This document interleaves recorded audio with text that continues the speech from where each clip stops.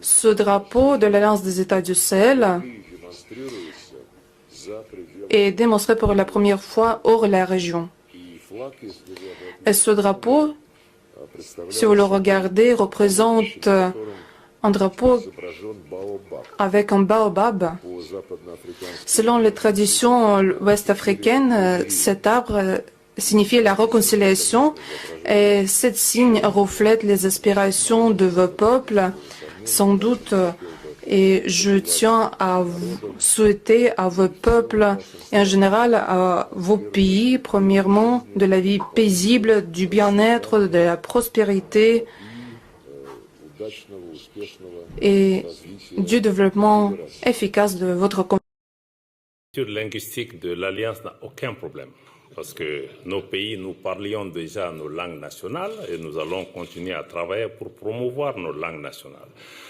Pour revenir à votre question en ce qui concerne l'Organisation internationale de la francophonie, je dois rappeler que nos pays parlaient le français avant de joindre l'OIF, qui n'a été créé que dans les années 70.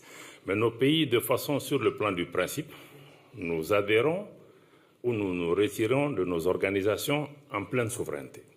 Et quand nous adhérons aux organisations, ces organisations sont bâties sur des règles et des principes.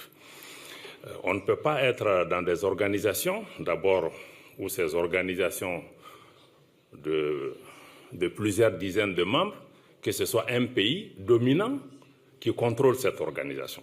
Ce n'est pas acceptable. Et qu'ensuite, nous soyons dans des organisations où il y a des règles, parce que pour ce qui concerne le cas de nos pays, qui ont été suspendus de l'OIF, sur la base des textes de l'OIF, à cause des changements politiques et institutionnels qui sont intervenus dans nos pays. Mais il y a d'autres pays qui ont connu les mêmes développements, mais qui n'ont eu il n'y a eu aucun problème. Donc pourquoi nos trois pays sont ciblés? Parce que nous avons fait des choix qui vont à l'encontre de ces pays dominants de l'OIF.